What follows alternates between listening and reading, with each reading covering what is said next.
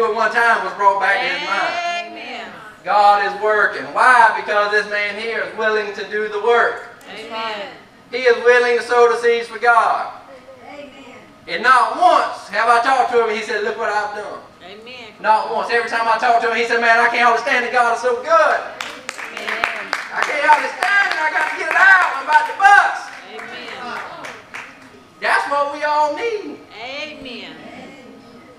But when it comes to it, you be sitting in a restaurant with your family and the little ones will look and say, we need to bless the food. You look, oh, thanks for the Amen. All right, let's see. You don't want nobody to know you're praying. Come on, amen. Come on. You're hiding it. You're hiding it. The word tells us we're not supposed to hide our light on no bushel. Amen. Come on. You're not supposed to cover it up. Amen. You're supposed to let it shine. Amen. And if you were truly on fire, you ain't got no choice but to let it shine. Amen. You ain't got to do no extra. All you got to do is live for God. He said jump, you say hi hi. Amen. He said go swimming in that water, you go swimming in that water. Whatever it is, he's not going to steer you wrong. Amen. He is not going to steer you wrong. I heard a story a long time ago, and it stuck with me. I was a little fella. I don't even remember who told it. But said fellow was living in the mountains, and he had a big old rock in his front yard that he wanted gone. And he said the Lord looked at him and said, all right, you need to go move that rock. He said, you need to go push it out the way. And said that he'd get up there, and he pushed with all his might till he couldn't push no more. And he'd leave it. The next day, the Lord said, all right, you need to go move that rock. And he pushed that rock. Everything he had, he pushed that rock, and it not move. And this happened for months. He tried to move that rock. And he finally said, Lord, you're telling me to move this rock, but it's not doing anything. He said, son, stand up and look. He said, look how strong you are. You're so much stronger now that you listen to me and done what I told you to do. Even though you couldn't see it working, it was working. Amen. Come on. He was so much stronger.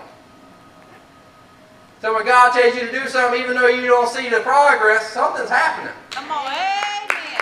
Something's happening. Wheels are turning. There's no need to give up on it. There's no need to give up on it. Glory to God. You got to want it.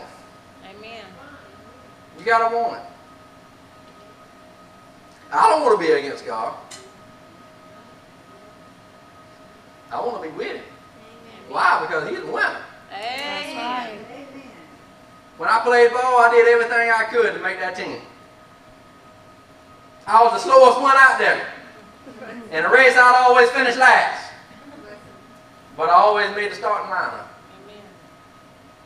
I gave it my all to make the best team because I wanted to win. I wanted to be a part of it. I still want to be part of the team, but I got a new team. Amen.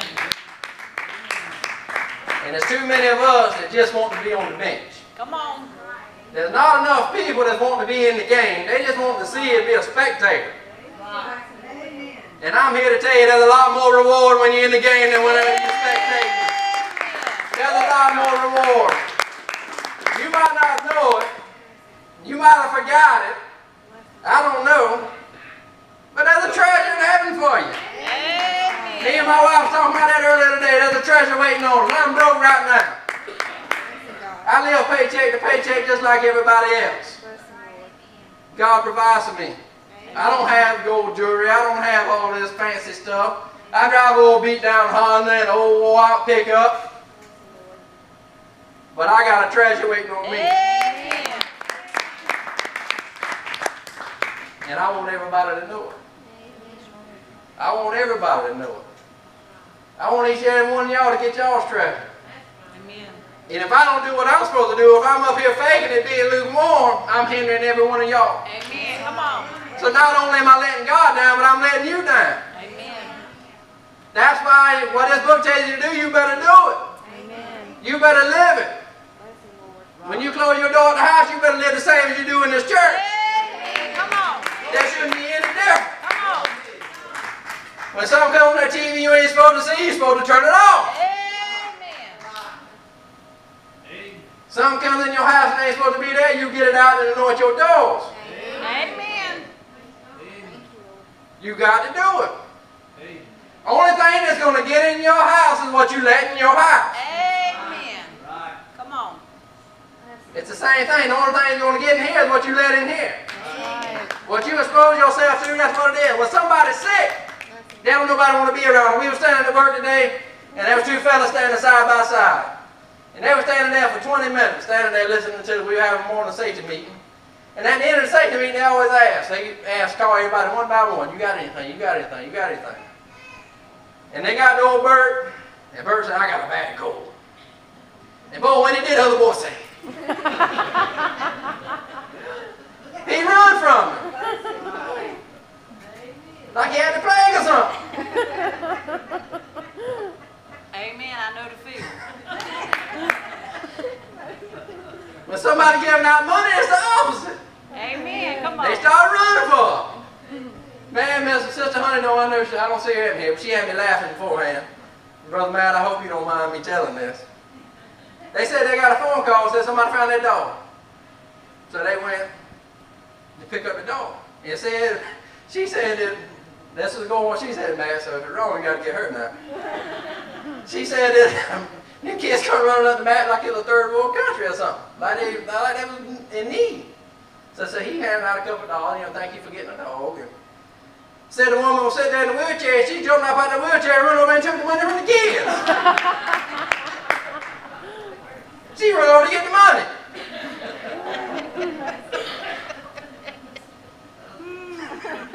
Boy, that thing tickled me, man. I couldn't understand it. Dane said it must be true. Dane shaking his head, Matt shaking his head. We must be on the right track. But here this woman got out of that wheelchair to run for that money. Amen. Come on.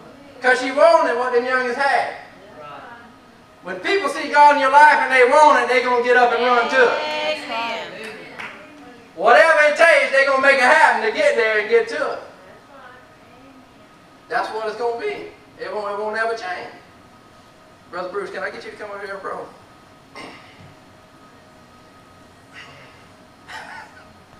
Woo! I'll pull up Brother Lane here. This is some good water. Boy, I love me some water. Man, I love me some water. Boy, that water, I love me some water, boy. He does all right. I got to give him that. He does all right.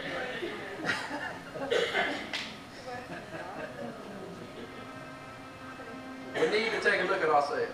Amen. We need to take a moment and not look at the church. And not worry about what the church is doing.